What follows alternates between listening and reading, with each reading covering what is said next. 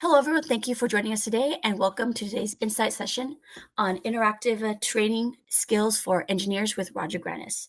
Before we begin, I'd like to cover a few housekeeping items. The session is being recorded, and within a few days, you will receive an email with both the slides and the recording. You can ask questions using the Q&A box on your screen, and Roger will answer as many questions as possible during his presentation. My name is Michelle, and I oversee the education of professional certification products and services at the IEEE Computer Society. Our insight session focuses on educational business skills designed to help you excel in your current roles and support your career growth. Joining us today is Roger Grannis, a communications expert who helps technical professionals explain complex ideas with the clarity and impact. With over 30 years of experience, including building Gartner's Sales Training Academy, he now leads a GrannisGroup, working with organizations to boost revenues and engagement. Known for his energy and humor, he's a TEDx speaker and author of the Yellow Cake Principle. With that being said, Roger, thank you for presenting today, and the floor is yours. Great. Thank you, Michelle. And are we seeing the screen yet? There we go. Hey, welcome, everybody. Thank you for coming. And as Michelle mentioned, I'm Roger. I've been working with you all since, I think, back in 2019, all around communication skills for engineers, especially. My dad was a lifetime member of IEEE, and God rest his soul. He went to the monthly meetings in San Francisco every month, and I remember them vividly. So there he is with me back many moons ago. Actually, the day I got my job offer from Gartner, the technology research company, I got home from that lunch and got the job offer from Gartner and moved from San Francisco to Connecticut. As Michelle said, my focus is on communications. We do speeches, workshops, and projects. So if I'm a fit for your organization, feel free to contact me afterwards. And of course, the book Michelle mentioned, The Yellow Cake Principle, summarizes communication skills. It's available on Amazon, easy to read, and it summarizes 40 years of all the study and frontline work that I've been doing. Anyway, enough about Roger. Let's talk about you. We're going to go right to a poll question. Today, we're talking about training skills, interactive training skills. I'd love to hear from you. What makes training difficult? Select all that apply. 1, I talk too much without checking for understanding, so lecture. I try to cover too much. It's hard to explain things simply. I'm not sure if they're actually learning something. I forget to bring donuts. Looks like we've got the surveys coming in. A lot of folks answering, I try to cover too much. Great. That's a common problem. It's hard. I do too much. I'm sorry. The first one is, I see these are in different sequence. I think they're coming out. Number 1 is, okay, I try to cover too much at once. It's hard to explain things simply. I'm not sure they're actually learning. Those are the top 3. All right, Michelle, we can go to the final results. Thank you. Yeah, so you've come to the right place. These are very common problems. I've worked with thousands of engineers. So today I've summarized the best of the best training techniques that will help you overcome those mistakes. So here's what we'll cover. Quick summary of the training mistakes. Then we'll look at some underlying training principles, and then a very simple 5-step, easy to implement training model. All right. Again, this is my expertise is simplifying the complex. So I've simplified training for you. Here it is in a nutshell. Let's look at training mistakes. Again, we covered some of these in the poll, but number 1, and I saw these firsthand at Gartner when our technical experts, the engineers, would come in and train the sales force. They basically pulled out a PowerPoint the night before, so training was prepared at the last minute. They did a data dump so that we were overloaded with information. It was 100% lecture, no interactivity. It was slanted toward the wrong audience. So the slide decks they had were great for our client base, but not for the sales force. So you've got to slant your knowledge to match the needs of the audience. One of the most important things that's overlooked is not explaining why we're here. So we don't sell the learner on learning. We've got to get the audience, the learners, excited and motivated to see the need to be there, so that when you present information, you're filling in a gap in their knowledge or their skills. We teach the what, like this is the knowledge, but not how to apply it. Why do we need it? How do we use it?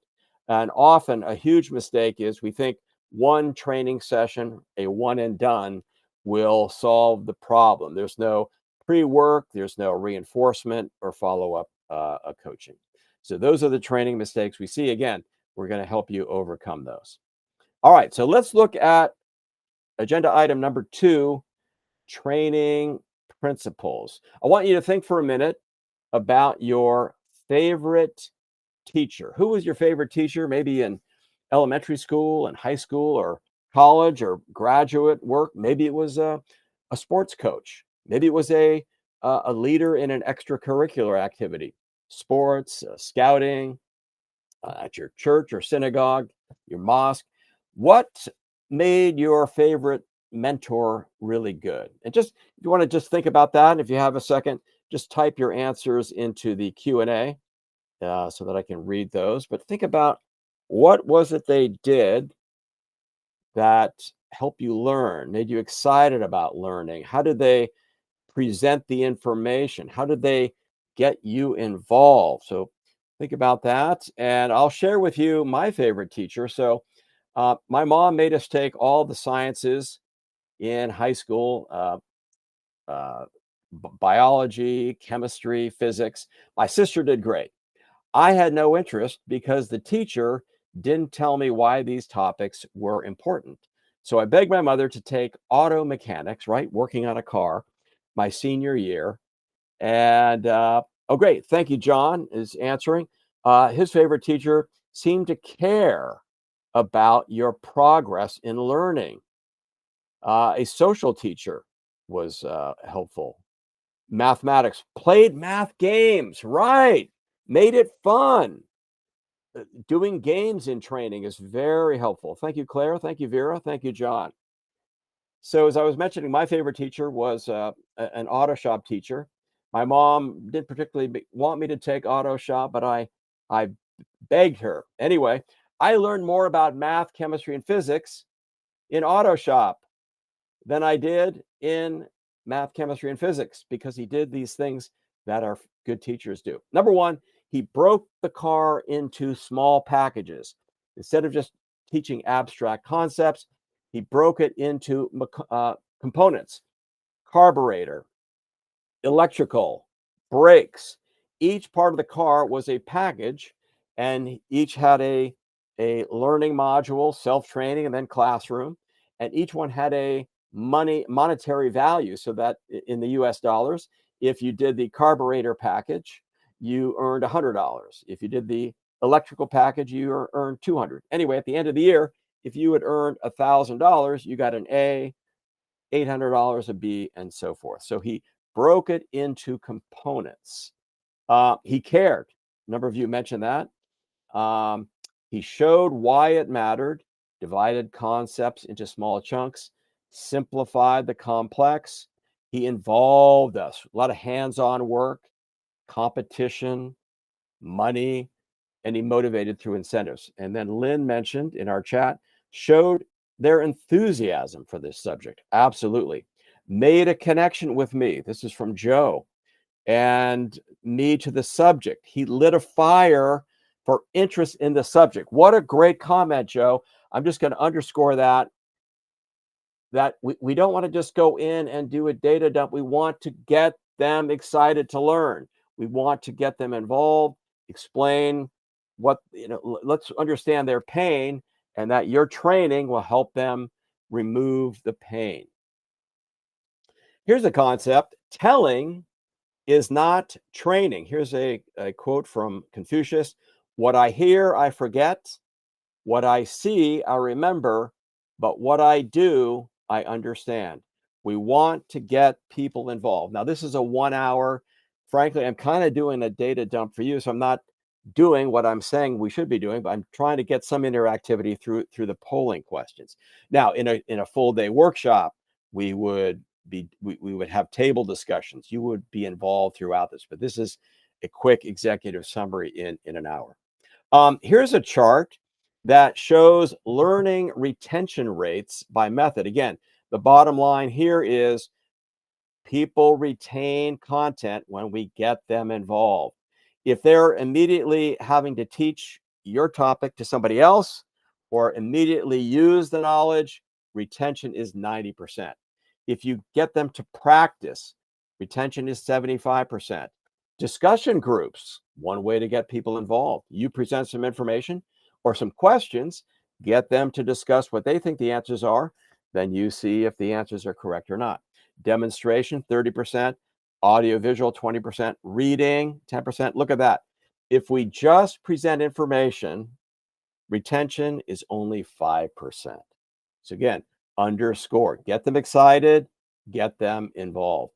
Some other training principles: show what's in it for them. We've talked about the why. Up front in your training, why is this important to you? Why should you care?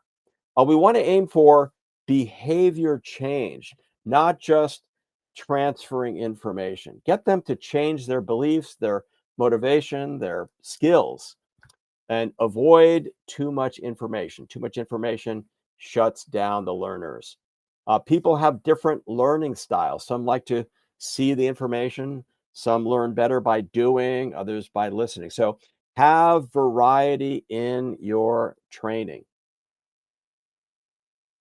All right, Sean weighed in on his favorite teacher. I'm assuming Sean is a male, sometimes female. Anyway, Sean says that their favorite teacher showed Sean that Sean is capable of solving the problem. Hey, you can do it, Sean. Build some confidence, right? Sometimes learners in the classroom are afraid, intimidated, insecure. We want to build their confidence. Get them to believe they can do it, like Sean said. Thank you, Sean. Here's something. People don't learn how to swim in a webinar. You've got to get them in the water. You've got to get them practicing, thinking, solving problems.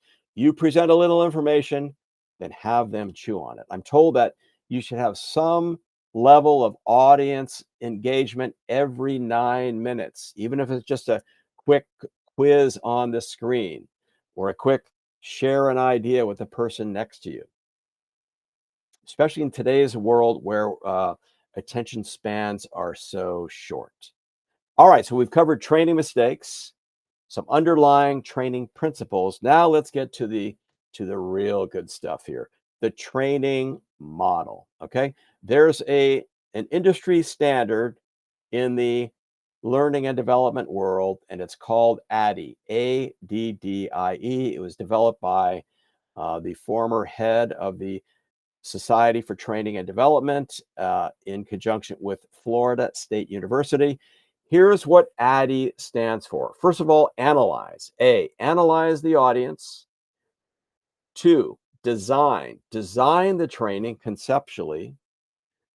3, develop the actual training content materials. Then implement the training, actually conduct the training, and then evaluate the training. Again, this is an industry standard. This is what all the professionals use, ADDIE, ADDIE. All right. First thing we want to do is analyze the audience. This is important because one of the mistakes we talked about was we're dusting off a PowerPoint the night before the training. It was designed for somebody else, and the content probably does not meet the needs of the training audience. So you want to analyze the audience. Let's take a look at what we want to be thinking about there. Number one, who is the audience? What is the problem we're trying to solve? We don't want to just go in and do a data dump. We want to select the right content that's most important to the audience. What's most important to them? What is the pain? What is their pain? What is the problem they have? And in your analysis, you want to survey some audience members, so you're not just guessing. You're hearing firsthand from the audience. These are the problems, so that when you begin your talk, you can say, "Hey, I talked to 7 of you. Here are the top 3 problems. If you solve these problems, you will be better at doing this, and we've customized the training right for you." If you do something like that, they're going to be leaning in and be excited about what you have to say. Why is the training needed? What happens if you don't train? Here's something most people don't think about. I didn't think about this until later in my career. Here it is. Is training really the answer? Is the problem something else? Is it low morale? Is it an incentive problem? Is it people are overworked? So, for example, I was sent to conduct a communication skills training at a Fortune 50, a Fortune 10 company in South Carolina a few years ago. And I walked in the room, and I said, "Hey, here's why we're here. Here's what we're going to cover." And a number of hands went up and said, "Why are we doing this training? What are we doing here?" And I'm like, well, I was hired to come in. I didn't know. What I should have done was had the person who hired me, the head of that, the boss, come in and introduce me and explain why we were doing the training. I think honestly, I know she had deeper problems in the organization, and her knee-jerk reaction was to say, "Let's just give them some training." Well, we got through it. It was okay, but they had other problems. So maybe training is part of the solution, but not completely the solution. So think about those things when you're analyzing the audience. Here's another key concept from the world of learning and development. We want to do 3 things. When we develop training, we want to have 3 objectives. Think about knowledge, skills, and attitudes. What do we want learners to know? What do we want them to do? How do we want them to feel? Knowledge, skills, attitudes. Too often, we're just focused on knowledge. Hey, if I just get up and give the standard PowerPoint presentation, I'm going to be giving them all they need to know to get the job done, to learn the new skill.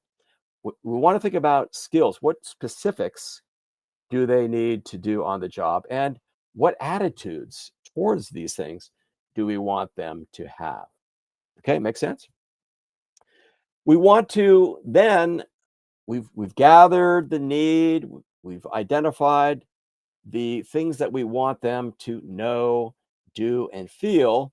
Then we want to create learning objectives. And this is, again, an industry standard in the learning and development world.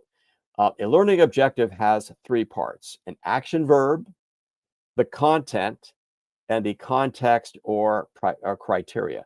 So, what we want the learner to do, what they'll do with it, and under what conditions. So, the better you get at writing these, the better your training will be, because you'll be developing the training specifically to meet these objectives. So here's an example. We want the learner to be able to debug, develop, configure, for example, a faulty circuit, a user login flow, a training data, under what context or criteria, with 90% accuracy, using a multimeter in 15 minutes, something like that. Here's another example. After attending this session, the learner will be able to debug a C++ application using a step-through debugger in Visual Studio. Now, I have not been in the IT world in the depth that you have been for a bit, so I'm hoping those terms make sense, but you get the idea here.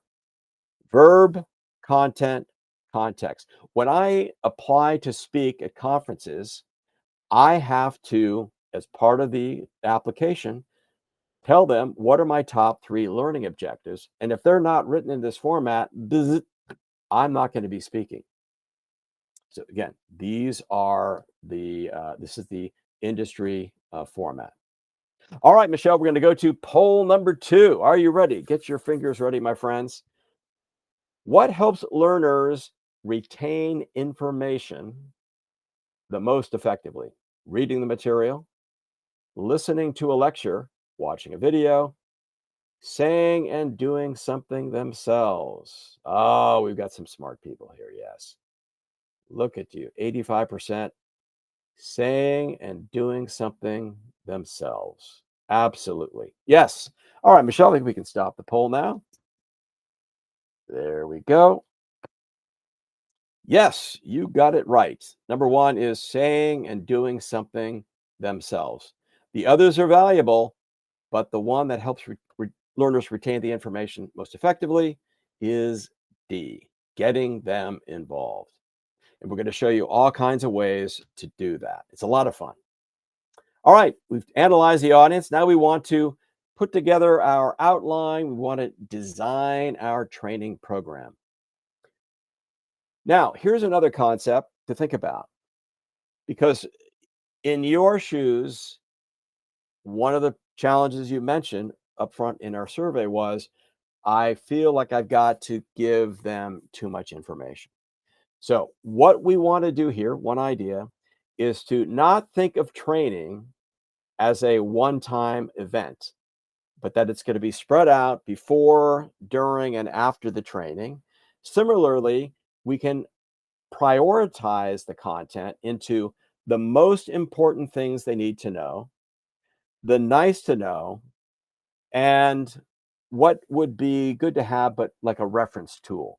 So what we want to do is, in our expensive online or in-person training, provide the need to know information, really workshop that. Touch lightly on the nice to know, or give them a reference tool that they can access during or after the training. And then the part that's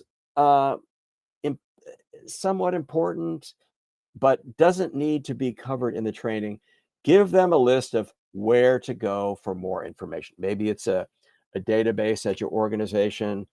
Maybe it's a reference guide, but spend your training time really working on that need to know. All right. So prioritize in that fashion. As I mentioned, you can disperse the content. People learn better not only when they're involved, but when they're getting doses multiple times. So instead of a one-off training, have a pre-workshop something. It could be reading a short document. It could be watching a video.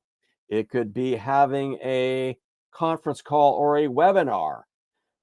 It could be watching a video, something to get them thinking about it, priming the pump, so that when they arrive, their brain cells are already lined up to be receptive to your content. Then you've got the workshop, and then really important is to have post-workshop activities, and we'll go through a number of ways to keep people involved after the workshop. Okay? So again, identify the content, break it into 3 parts, the most important, medium, and where they should go for more information, and disperse it a little bit before, during, and after. All right. Another key part is to have a cohesive framework. Right now in this webinar, we're using the acronym ADDIE, ADDE. Similarly, you could have a memory device in the form of an acronym, some sort of framework, a model or structure, a diagram, a process, a step-by-step sequence people should follow, rules and guidelines, so boundaries or best practices, a case study, real world context. Hey, over at this organization, they had this explosion on site. It was caused by this. So now collectively in our training, we're finding ways to prevent that from happening in other companies. Simulations, practice in a risk-free environment. So again, having a cohesive framework helps people grab on and remember your content. Now, again, if we were in a workshop right now, real time, I would give you a case study. We'd have table discussions. You would report back. So again, as I mentioned earlier, I'm really not modeling how training should be done. I'm doing a data dump, but again, this is a different kind of a format. And my task here today was to provide you these valuable tools and then the follow-up document that you can reference later. All right. You want to think through having a strong opening. This is tried and true. This is the method I use because remember, we want to get people motivated to listen. We want to sell them on your training.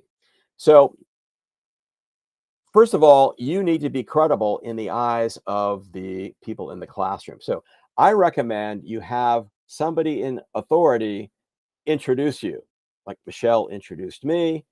I gave you a little bit of background about myself, but we want to sell the audience that you are the right person for this job, and the audience needs to pay attention. I always, especially after that story I mentioned earlier, where the boss didn't come in and introduce me, and the attendee said, "What are we doing here?" I've always made sure somebody in authority comes in and makes the introduction to sell them on me and to sell them on paying attention. And even better, oftentimes they will sit in the classroom. Now, sometimes it's not appropriate. We want people to open up, so the boss should not be there. But again, have somebody they respect introduce you. Explain why we're here. It's very simple. It's a business reason. We've had accidents. This will help your career. Tie into their personal motivations. Then present the agenda. I follow that today. We talked about training problems, principles. Now we're on the training model. Do some sort of a warm up. A lot of engineers don't think about doing this, but the goal is to get people loosened up so that they're going to actively participate. So doing an icebreaker, maybe go around the room and have them introduce themselves. Have them take a minute to understand what their problems are, write them up on a flip chart so that your training is linking back to those personal needs that they just shared. You can do that at the end of the training too. Hey, let's see how we did. Let's go through that list of objectives from the classroom and then check them off at the end of the training. Again, weigh in. I think I just mentioned that. Have learners identify their personal goals for the training. Again, we're trying to get them to buy in, grab their attention, and hold it throughout the training. Just checking to see how we're doing on time here. Good, perfect. All right, here's something I came up with for each module. So I mentioned my auto shop teacher, right? He divided the car into different components, different modules, brakes, carburetor, windshield wipers, electrical. And so that would be a module, a component within your larger training agenda. For each module, here's a way to structure your content in each of those modules. Number one is a review. What have we covered already? How does this fit into the larger picture? An overview of what you're going to cover. Here's what we're going to cover now. Then the presentation, the actual data dump, the part where you're going to lecture, give them the information, some sort of exercise where they're hands-on and thinking about it, and then a summary at the end. So again, review what we've covered, an overview of what we're about to cover, the actual content, the exercise itself where they're doing some sort of activity, and have a variety of those. Don't do the same exercise for each of the components. And then a summary that's beginning, middle, end. The only exception I would make to this is that sometimes when it comes to the presentation, rather than you giving the information, you could give them a table exercise, like an assignment where in small groups, they would try to come up with what they think the right answers are, have a couple of them come up and present. And then rather than you having just lectured the same content, you could correct them, adjust as you go, and then summarize like a mini lecture of, hey, let's summarize what the knowledge is that you need to know for this module. Hope that made sense. Oh, wow. I'm in South Carolina. There you go. Thank you. All right. So again, that's tried and true, used by the professionals. All right. So we've talked about analyzing the audience, given you some ideas on design concepts, how to design and break your content into components, how to make them interactive. All right, now we're actually going to develop the training content. This is where we get our fingers on the keyboard and figure out how we're going to do this. All right, so there are a number of training materials that we could use. Again, variety is key. The more you can vary your content, how it's delivered, the table exercises, the training materials, the more you're going to keep people engaged. So one is obvious, having traditional PowerPoint slide decks, uh, having a participant guide, some sort of a workbook with fill in the blanks that people are writing in as you go. Facilitator guide. Sometimes you'll be developing a training that multiple people in your organization will be delivering. So you're going to need a guide that teaches the other instructors how to train the content. Job aids, cheat sheets, reference tools. So a job aid is something like a summary card that a person would use after the fact to remember the key points. A laminated card, something like that. A cheat sheet, which is really the same thing. Some sort of a reference tool. I'm going to pull something up from my back here. One second.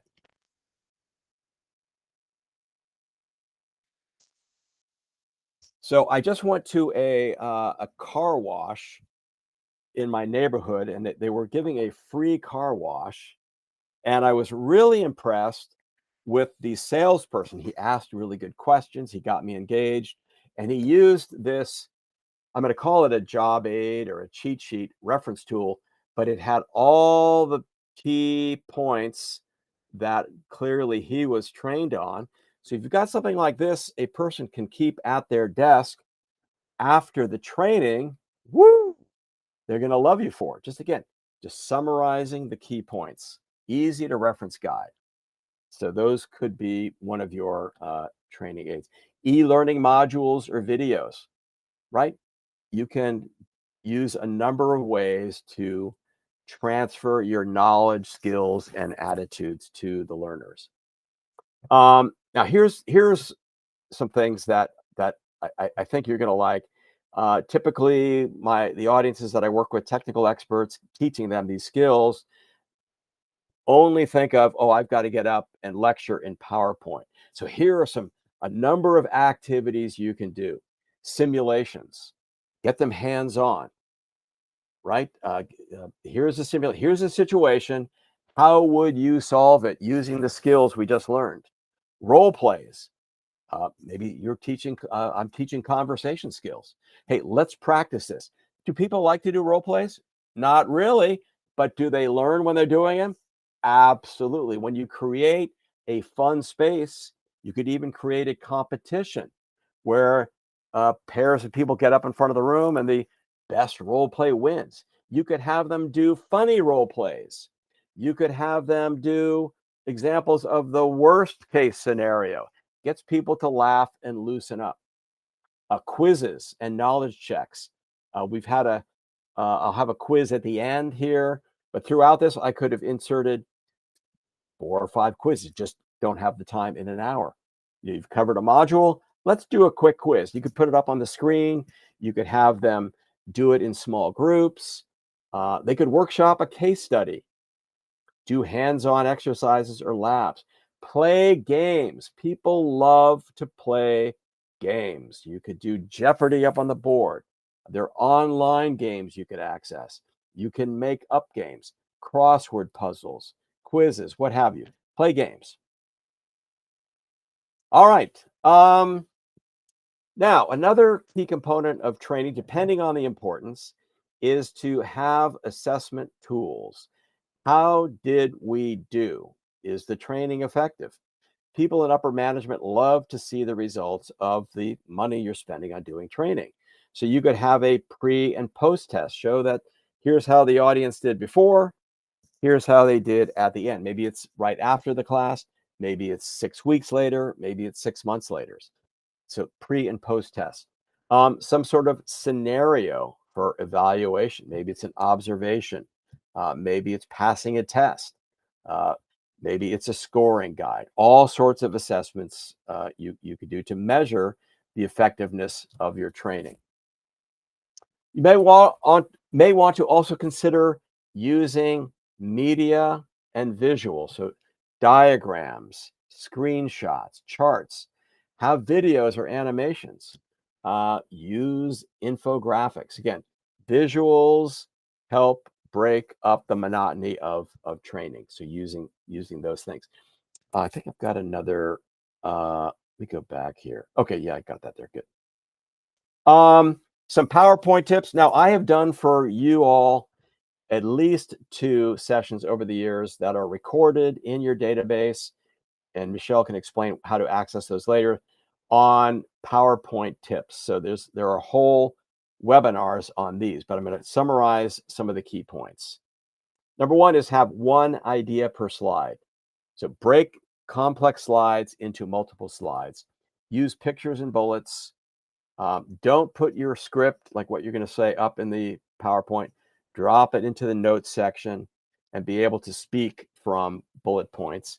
The 5x5 rule, have no more than 5 bullet points per slide and no more than 5 words per bullet point. So you can see I broke the rule here. 1, 2, 3. Oh, no, I followed it pretty well. This slide is the 5x5 rule. I've got 5 bullets and no more than 5 words per bullet.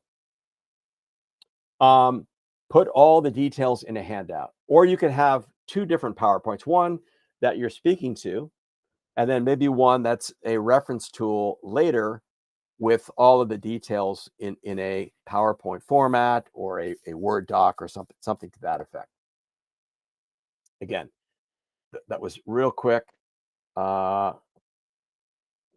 that's easy, but the question I have is the color for the background of the PowerPoint. Okay, so we have a question. What color should be used for the background of the PowerPoint? Great question. Number 1, if you work for an organization, you should follow their PowerPoint guidelines. They have templates, colors, the look and feel. So follow your organization's guidelines. There's nothing wrong with having white background. The goal is to have your PowerPoints be as clear as possible. So preferably a picture and a couple of bullet points. That's really what you should be aiming for. And having fancy colors and things flying in, my personal opinion is you don't need that. So bottom line for what color, follow the company, your organization, and keep it really simple. You're trying to transfer information, not do some fancy marketing flyer. All right, thank you for that question. Now, there are other kinds of visual aids you can incorporate. It doesn't all have to be PowerPoint. Simply having a discussion where you're writing things on a flip chart. So instead of having a PowerPoint with the answers, you're going to handwrite the bullet points as you go. That will keep people engaged. For another client in Arkansas, this is a big financial services company, I created training that their salespeople would take out to their clients. They had a blank poster with Velcro on it. And then as they brought up key points, they would add sections to the build a poster. And it's just another way to present content to create variety, keep people engaged. Have a customer profile. You could even bring in customers, but have a picture of a typical customer client, and here's their profile, and then have your content address that particular customer's issues. Have a physical object, something that is in front of you, something you're building. Maybe it's a metaphor. Maybe it's a vacuum cleaner that means something in IT. Get creative. And if you're looking for creativity, many organizations have learning and development employees. You could talk to other people who are creative and get some ideas from them. All right. So we've covered analyze, design. We've covered a number of things in a way to develop your content, how to make it interesting and varied. Let's talk now about what do we do once we're presenting the content, whether in a face-to-face classroom, on an online classroom. If you're in the room, in a physical setting, even the room setup is important. Here are 4 ways to set up the room. Half rounds, where people are facing, the front of the room is at the bottom of the screen there. So people are along the back side of the table so that everyone can see the stage without turning around. A U shape over on the upper right there allows the instructor to walk in and get up close and personal to each participant. A conference table might facilitate a broader discussion, but it limits the access the instructor has for getting into that space there. A traditional classroom is in the lower right, where everyone's at a table for 3 or 4 people. A variation on that would be in the lower left, a chevron, where those classroom tables are angled toward the middle. That helps pull the attention forward a little bit. Maybe you want to have a circle of chairs where you're in the middle or you're on the outer ring, and the goal is to create team discussion. I've also seen classroom style chairs where there are no tables. So each of these has a different purpose. So be deliberate about what are your objectives and which setup will facilitate the best results. One of the things we've talked about a lot, and I see this all the time, is that we just talk, talk, talk. It's pure lecture. What we want to do is facilitate, where we're pulling answers out of people. We're leading a discussion, not just giving answers. So here are the differences between facilitating and lecturing. Facilitation means asking questions versus giving answers. So we're pulling answers out of people, letting them think, gee, what would I do in this situation? And then guiding the discussion. We want to encourage a discussion versus just delivering information. When we're facilitating, the learner is actively thinking versus the speaker is doing the thinking in a lecture format. In facilitation, we're flexing, we're adapting to the room, to the learners. Maybe we're going deeper on one topic and shallower on another because they already know that, versus sticking to the script. Facilitation means we're promoting participation versus having a passive audience. We've got a couple of questions here. Let's go back from Lynn. If color guidelines aren't available, isn't black or white the default? Any guidance on which of those? Yeah, so thank you, Lynn. Honestly, that's a question I don't get a lot because the typical answer is follow your organization's template. Now, in situations where we don't have that, I'm using right now, look at the screen, a simple black and white format. And I think it's very clear. I would not recommend having, okay, if color guides are available, isn't black or white? Oh, see, black and white as the default, not the background. Yeah, so what I've done here on this slide is it pretty much is in line with my organization's branding. So the facilitate versus lecture. So the title at the top It's actually not black. It's a dark blue, and then the content below is black and white. So I would, at a minimum, use black and white as the default, but have some variety. Have your title at the top be a different color, right? So, but not jarring. You're not trying to be cute, but just so that it's not all the same. And then I would also recommend having a third color that maybe is the frame. Like if I had a picture up here, I might put a light box around it, and that could be in my color wheel green. So uh, I would recommend having three colors: one for the title, black and white for the bullets, and then have a third splash of color um, used for framing or perhaps other things that come up. But the primary black and white, secondary the title in a different color, and then a third in it just to add an accent, but no more than three. So I know I did a lot of rambling there, Lynn. Hopefully that answers your question. Now I'm going to put up my email address at the end. Feel free to email me, and I'm happy to go into that in more detail.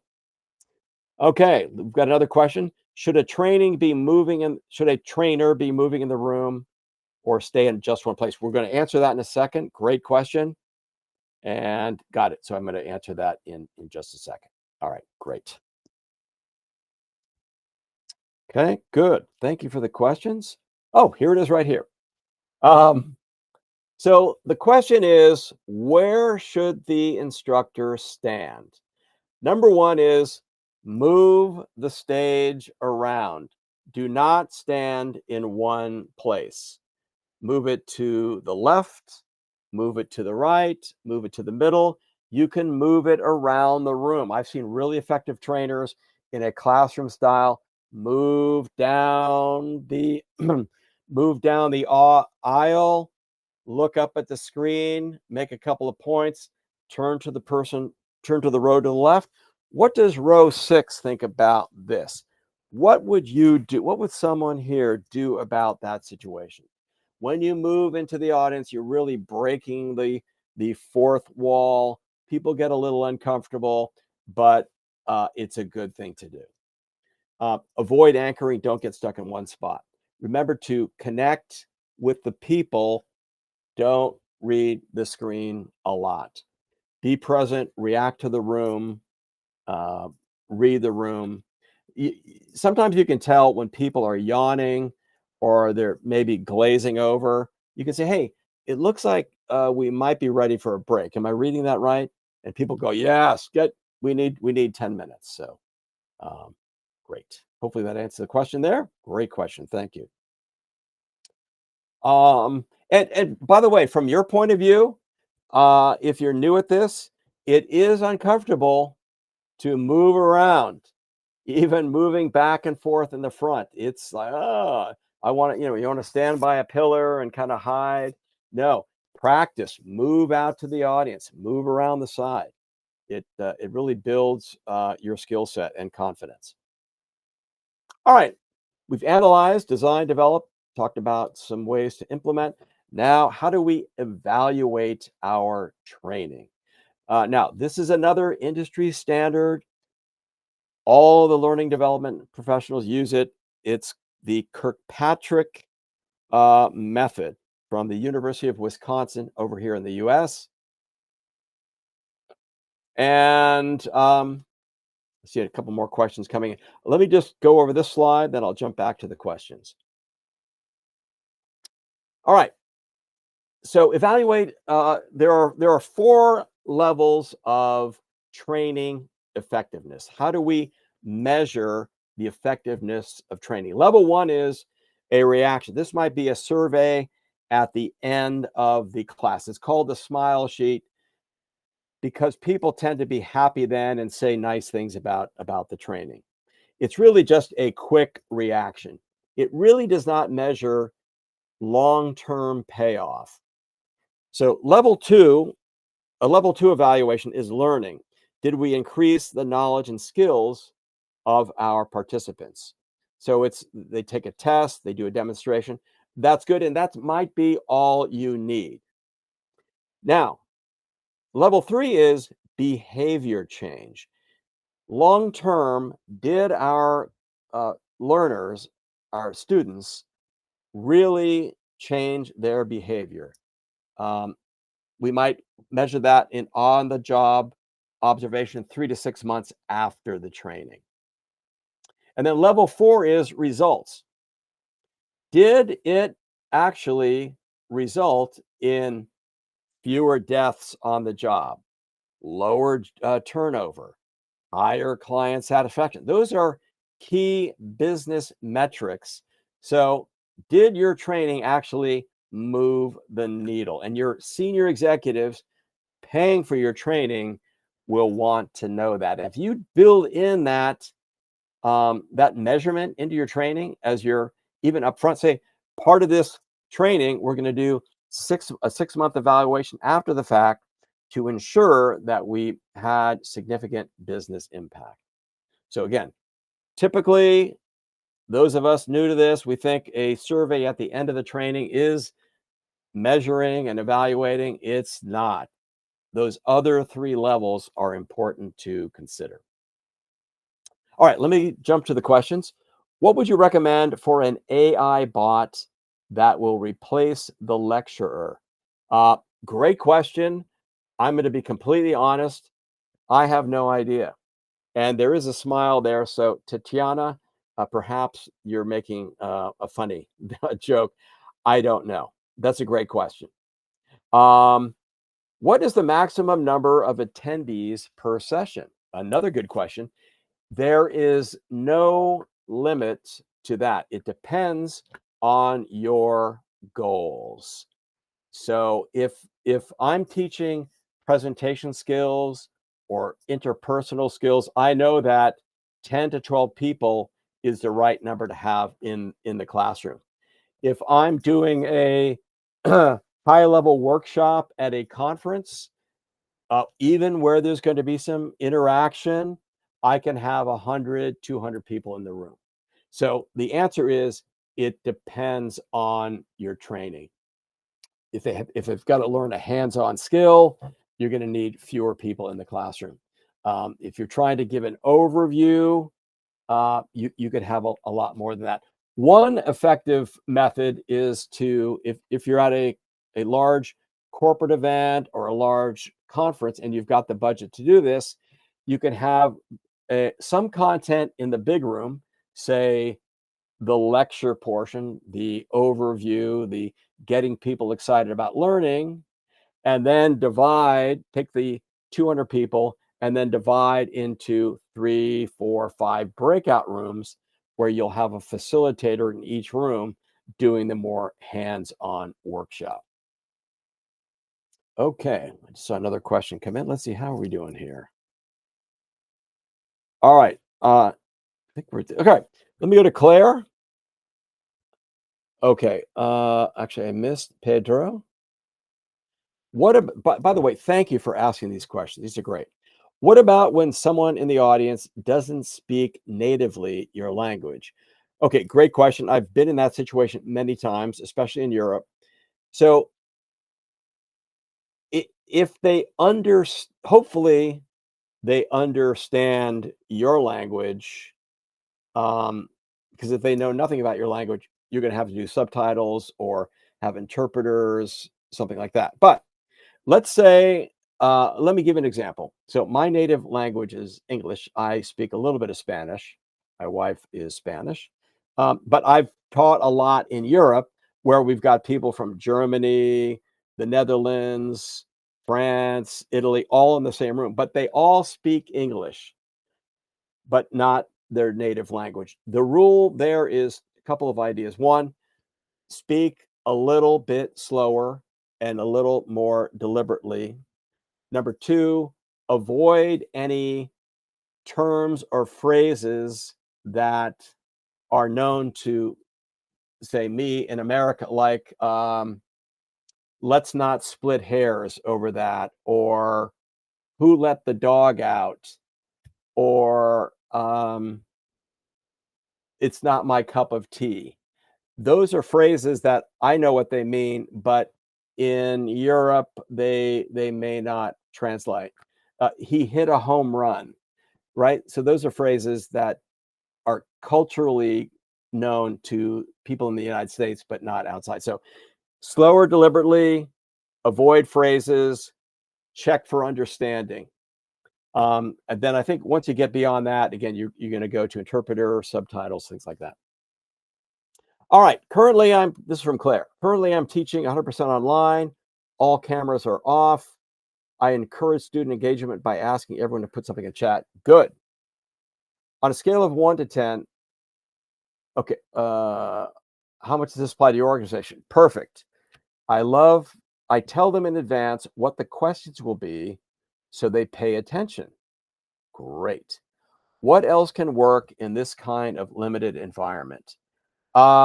Yes, great question, Claire. I think and we've done there's actually another one of these IEEE webinars on doing things online. So maybe Michelle can send out that link afterwards, but I went into a little more detail on this. Top of the head, number one, again, having variety. Don't have all your slides look the same. Having quizzes online, check for understanding. Just have it be up on the board and have people write in their response. One of the answers can be funny if it's appropriate. One of my answers was forgot to bring the donuts or something like that. You could actually call on people, right? You've got the list of attendees. You can just call, hey, Susan in Brazil, we're coming to you in a minute. Get ready. Boom, go right to her. Maybe she can speak up. Zoom and I think WebEx have breakout room capabilities where you can actually have the large group break into rooms of 3, 4, 5 people, and they can actually have chats there. But the more variety you can have, even if you can play a video clip on your webinar, just shake things up so that it's not the same format throughout the whole thing. The same equals dull is what I'm saying. Again, I'm going to give you my email address in a couple of minutes, and feel free to email me afterwards. How should you address the audience with sight or hearing disabilities? Wow, that's a good one. With the utmost respect, make sure everyone in the room is included, invited. As you see, maybe in part of your pre-work planning, you can find out who's going to be in the audience, what their level of experience is. Are there any special needs that the audience might have? Wheelchair access, hearing impaired, sight impaired, and do what you can to accommodate them. Okay, hopefully that helps. All right, here's our final polling question. It's a quiz. Which of the following is a core behavior of effective facilitation? A, standing still to appear confident. B, delivering content exactly as written. C, looking at learners and encouraging interaction. D, reading the slides word for word. Yes, you're correct. C is the correct answer. Looking at the learners and encouraging interaction. Not the easiest to do for we introverts, those of you who are introverts. I'm just telling you, like public speaking, like communication skills, the more you practice, the more you try new things, the more you get out of your comfort zone, the better you learn, the better you grow, the more confident you feel. It's fun. All right, I think we're at the time limit here. Oh, look at that. Perfect timing.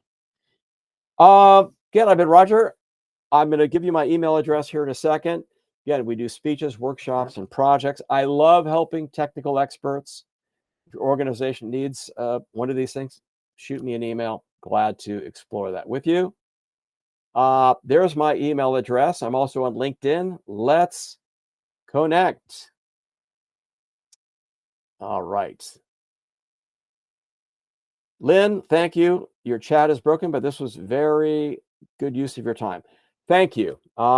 It's funny, as I was putting this together, I wrote a whole curriculum on this many years ago. And as I was putting this together, I'm like, wow, this is pretty solid. So I think what you've gotten, I know what you've gotten here are the best of the best must know training nuggets on how to be an effective, interactive engineer trainer. Hopefully it's helpful. Again, I love to connect. Shoot me an email if you've got questions. Let's connect on LinkedIn. Roger Grannis on LinkedIn. Thank you for being here. Wishing you all the best, and I wish peace throughout the world. Thank you, John. Manuel, thank you. Great. Thank you, Roger, for this informative presentation, and thank you to our audience for all your good questions. I wanted to mention that we have additional sessions coming up over the next few weeks. Next one's July 29th at 11 Eastern on 50 years of software and systems engineering standardization. The next one's going to be August 21st, which is going to be another one of Roger's sessions. It's titled Essential Communication Skills for Engineers. Registration for these upcoming events is now open. Again, we will email you a link to these future events along with the slides and recordings of this particular session. Thank you again, everyone, and have a great day.